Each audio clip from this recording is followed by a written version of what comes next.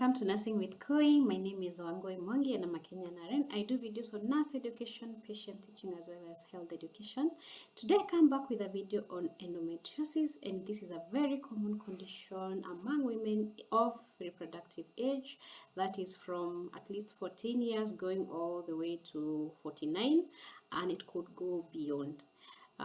If you're new to this channel, please take your time to subscribe and hit the bell icon so that you're notified every time I upload an informative video such as this one. And if you're a returning subscriber, know that I deeply appreciate you. Thank you for tuning in, and let's start the show. So endometriosis is a gynecological disorder characterized by the growth of endometrial tissue outside the uterine cavity.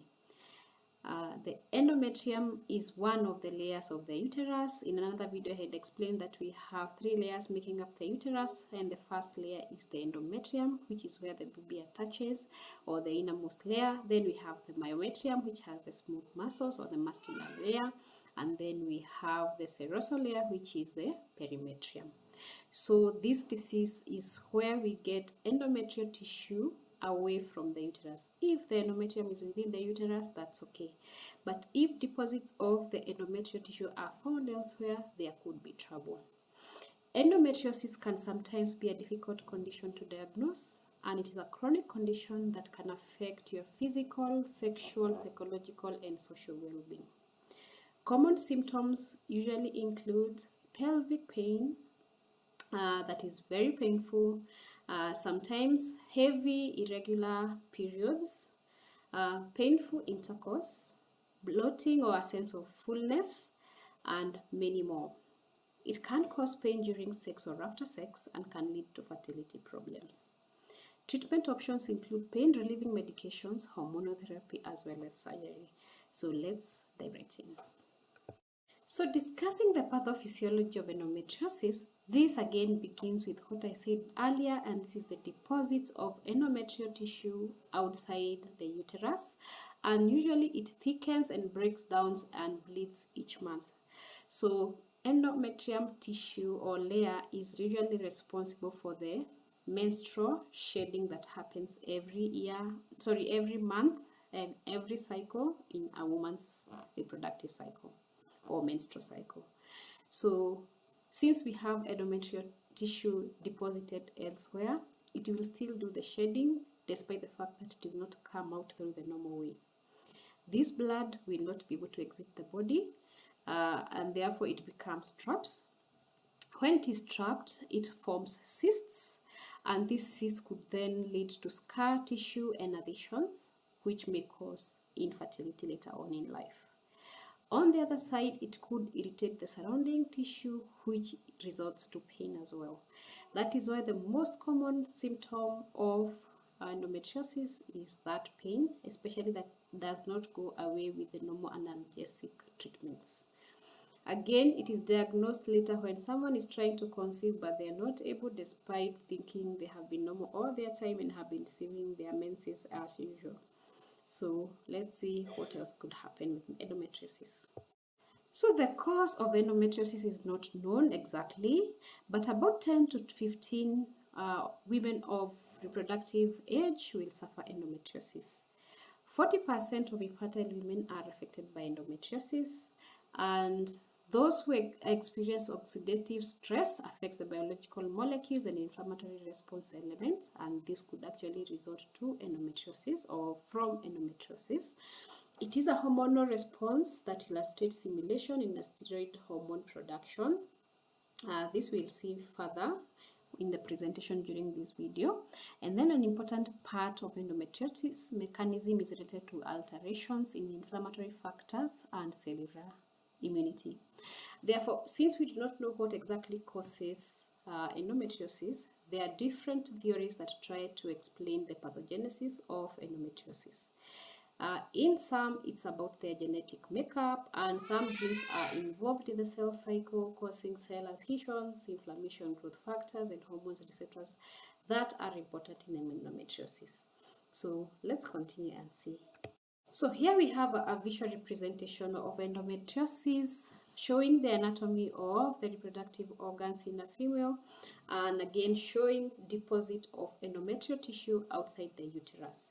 So you can see, like there around the ovaries, we have the endometrial tissue, or the dark red or dark brown tissue. That does not look like the rest of the ovary. Those are the endometrial tissues that have been deposited there. You can see them in the fallopian tubes. These are the commonest sites that you can find endometriosis. They can be either in the ovaries, in the ligaments, in the perimetrium, in the serosa layer. It could be just outside but behind the vaginal wall. It could be in the perimetrium. It could be in the abdomen, the lower abdomen, in the pelvic region, and deposit could even go as further from there in later stages of this disease. So because the etiology of endometriosis is unknown or remains a mystery up to date, there are different theories that explain the pathogenesis of endometriosis. A unifying theory regarding the origin of endometriosis has remained mystifyingly elusive, and instead several theories have arisen to account for the disparate observation regarding pathogenesis, and they can be categorized as follows. The first one, we have main three. One, proposing that implants originate from the uterine endometrium, and those proposing that implants arise from tissues other than the uterus. So it could be true or not true. It is still unknown. It is a postulation by somebody still doing studies. Then intrinsic to these theories are inciting factors and genetic susceptibilities whose roles are beginning to be delineated through, though insufficiently established to confirm cause and effect and subsequent development of endometriosis.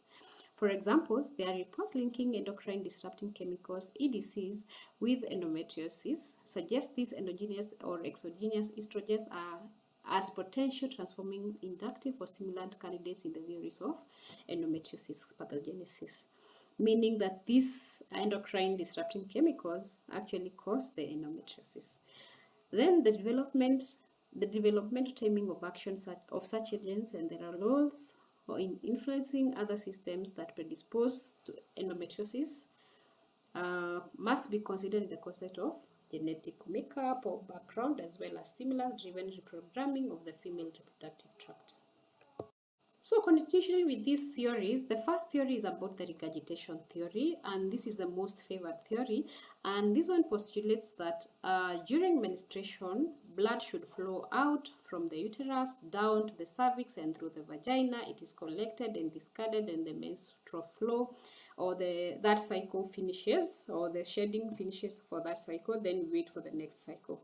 But when we have retrograde menstruation, is whereby the menses will not come out through that route, but will go back either through the fallopian tubes back to the ovaries, and this is when implantation of endometrial tissues, or this blood will again accumulate there, get trapped and form endometrial tissues, again causing endometriosis. So this is a commonly accepted or favored theory about the pathogenesis of endometriosis, but we still have others. For example, we have the benign metastasis theory, and this postulates that it forms via or through blood vessels and lymphatics, where blood goes to distant sites and deposits are made off the endometrial tissue located outside again the uterus. Then we have the metaplastic theory, and this is about the mesothelium of the pelvis and the abdomen having metaplasia into endometrium or endometrial-like tissue. Then we have extrauterine stem progenitor cell theory, and this means that there will be circulating stem cells of bone marrow, which again differentiates and forms endometrial tissue, which could be deposited outside the uterus, causing endometriosis. So there are 4 known stages of endometriosis, and the first one is where we have very minimal implants of these endometrial tissues outside the uterus. They are few, small and shallow. There is no inflammation whatsoever, and there is no symptoms associated with this stage, especially of pain.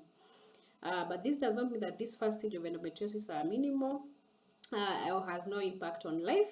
They are just minimal changes or minimal side effects or symptoms. However, At this stage again, some people would still experience some mild symptoms that could go away with normal pain relieving medications. Then we go to stage 2, and this is where implants of this endometrial tissue are found more deeply embedded than the implants, and they represent, the implants that are present in the first stage of endometriosis, and this stage is considered mild. Still, in this stage, we do not have any inflammation caused by the presence of endometrial tissue in the wrong area or outside the uterine cavity. So when it comes to stage 3, it is not only that the implants are more deeply embedded, but there is a lot of endometrial cysts present in at least one or more of the ovaries. When the tissue is attached to the ovary, endometrial cysts are formed, and then the cysts start shedding blood into the ovarian time in the ovary. The blood that is being shed turns brown. These cysts are also called chocolate cysts. Organs are bonded together by thin strands called the filmy adhesions, and these adhesions are the scars that are formed when the body tries to get healed from the inflammation caused by the endometriosis. In women who are with endometriosis, they can cause the organs to stick together when they should not, which are the cause for the sharp stabbing pains and nausea. At this stage, most of the time the remedy will involve and surround different types of surgeries, because if the organs are merged together like they should not, then something must be done to correct the situation and remove the scar tissues that have been formed. Then we have stage 4. This is a very severe stage of endometriosis, and in this stage, in addition to deeper implants and the presence of large cysts, there's at least in at least one of the ovaries, there is also dense adhesion along the pelvic region. So again, the treatment for this is different and may involve surgery as well. So when it comes to the signs and symptoms of endometriosis, for the symptoms, we have very painful menstrual cramps, very heavy menstrual bleeding, heavy spotting or bleeding between periods, inability or difficulty in becoming pregnant. So you can experience either primary fertility or secondary fertility, but there would be issue with conceiving. Then we have signs of endometriosis, and these are rapid or irregular heartbeats, fluctuating blood pressure, slightly elevated or reduced body temperature, as well as abnormal blood levels of the reproductive hormones. So the epidemiology of endometriosis is quite diverse, and it is classically defined as the presence of endometrial glands and stroma in their top locations, and primarily the pelvic peritoneum, ovaries, and rectovagina septum, affecting about 6 to 10% of women of reproductive age. The stigmata of endometriosis include dysmenorrhea, dyspareunia, chronic pelvic pain, irregular uterine bleeding, and or infertility. Therefore, it is a very common condition affecting women of reproductive age, that is 1 into 10 women. However, several studies have found that it is more reported in more affluent areas than in very poor backgrounds, and therefore somewhere like Africa, where Kenya is found, you could find that not everybody who has endometriosis know even that they have endometriosis. Despite even suffering symptoms, they could be thinking about other things. The physicians most likely will not diagnose it at a go or at a glance. So somebody may be struggling with this, going to hospital severally, but still has never received their accurate diagnosis about endometriosis. So that study, I found a specific study that actually was done here in sub-Saharan Africa, and it found out that it is highly unreported. There is little uptake of treatment. Some women will just bear pain and think that it will go away at some point, or they just are going to get used to the pain, and therefore they will not even go to hospital for such kinds of pains. Or even when the menses are too heavy, then they will just normalize them, and therefore it could be the incidence and the prevalence rate could be higher for endometriosis than actually is reported. Then several reproductive factors have been consistently associated with risk for endometriosis, suggesting that hormonal variation may have a significant impact on the risk of developing endometriosis. Prevalence corresponds to and increases with awareness, as well as I have said earlier, and training of the person reviewing the patient, especially the surgeon. But endometriosis is estimated to affect about 176 million women globally. So that's a lot of people suffering from endometriosis. But again, most of them will not know unless they are properly diagnosed, but that does not come easy. Then we have endometriosis affects 50% of women with dysmenorrhea, 75% with pelvic pain, and 25 to 40% of women with infertility. Endometriosis can be a difficult condition to diagnose. Then this is because the symptoms are varied, or they vary so much. The symptoms are common and can be similar to pain caused by other conditions such as irritable bowel syndrome or pelvic inflammatory disease.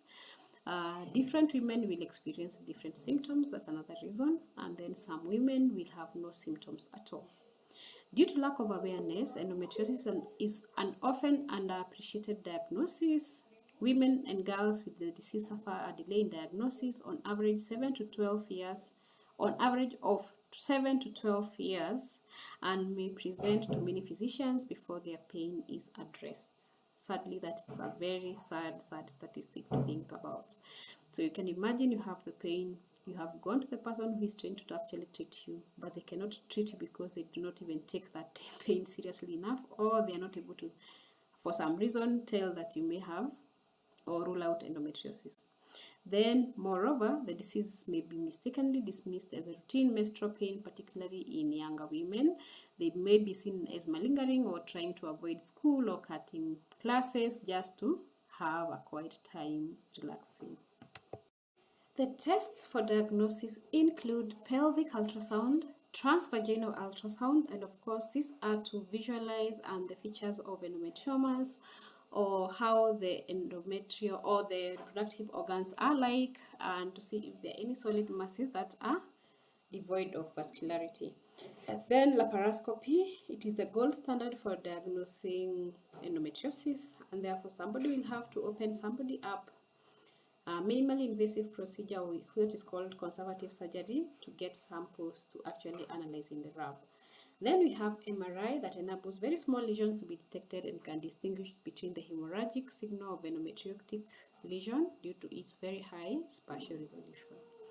Indeed, in certain views, it is no longer acceptable to operate on severe endometriosis without exploring the uterus by MRI to exclude the presence of uterine adenomyosis. So in a nutshell, the basis of diagnosing endometriosis relies on the imaging tests, pelvic examination, laparoscopy, and keeping track of the symptoms that are presenting. So when it comes to endometriosis prevention, management, there are some home remedies that could work and have shown to work even through research. The first one is diet management and diet control, and foods rich in omega-3 fatty acids and fiber have been shown to alleviate symptoms associated with endometriosis and actually make them better. Again, since the main presenting symptom is usually pain and pelvic pain, which can be significant, physical regular activity can actually really help to alleviate such. Cutting down on harmful habits such as caffeine intake, tobacco taking, alcohol, and smoking could actually help prevent the endometriosis and manage the symptoms. Some supplements have been shown to help with the symptoms and making the endometriosis experience much better, and these include iron supplement, magnesium, zinc, calcium, and selenium. Other things that someone could do at home or other home remedies include breathing techniques such as breathing deeply while counting to 10, making intimacy a priority, laughing with friends, or just actually distressing, getting a warm massage, anything that could get you off the pain you're experiencing, that would actually help, no matter how little, when it comes to endometriosis. So when it comes to treatment, we have a number of treatment remedies that are available depending on the severity and the stage of the disease. Pain medication are top of the list because in cases where pain from endometriosis is moderate to severe, the doctor may be able to prescribe very strong painkillers like opioids However, because of the fear of opioids causing addiction, they have to go through a prescription as they can be addictive and cause long-term misuse. Hormonal therapy is another method of treating endometriosis, and this is because the body's hormones directly affect endometriosis, especially estrogen. This estrogen worsens endometriosis symptoms, so hormonal therapies are tailored to control estrogen production and consequently reducing the pain. Hormonal treatment may also help slow down the growth of endometriosis patches or implants, the tissue that grows outside the uterus. When we talk about birth control pill, there are also types of hormone therapy, but they help or are responsible for keeping the growth and buildup of endometriosis patches under control. And this results in lighter, shorter, and more regular menstrual periods with less cramping and pain. Treatment option number 4 is androgen, or the use of androgens, and these are synthetic forms of androgens, and these are hormones given that give men their characteristic male traits, and such include danazol. It treats endometriosis by stopping the ovaries from releasing the hormones responsible for menstrual cycle. This means that while on this drug, you will stop having your periods, and it is very effective in reducing endometriosis pain. But it's not usually the first line of treatment because the side effects can be severe, more so than other hormone therapies. Then we have laparoscopy, and this is the only way to confirm diagnosis of endometriosis. A laparoscopy is used to treat it. It involves making small incisions in the abdomen and inserting a laparoscope, which is a thin medical viewing instrument to see the uterus and other surrounding organs. So during this procedure, when you spot those endometriotic lesion or implants, you can do a sampling of them for further analysis in the lab. So treatment number 6 is laparotomy, and this is known as last resort kind of surgery because it is rarely used, as most women with endometriosis can be treated with a laparoscopy instead, which is fertility sparing. It involves making a large incision into the abdomen in order to remove the endometriotic or endometriosis implants. In these cases of severe pain from endometriosis, the doctor may decide to perform a hysterectomy, which is a removal of the uterus through the laparotomy. If the doctor decides to remove the cervix alongside the uterus, this is called a total hysterectomy.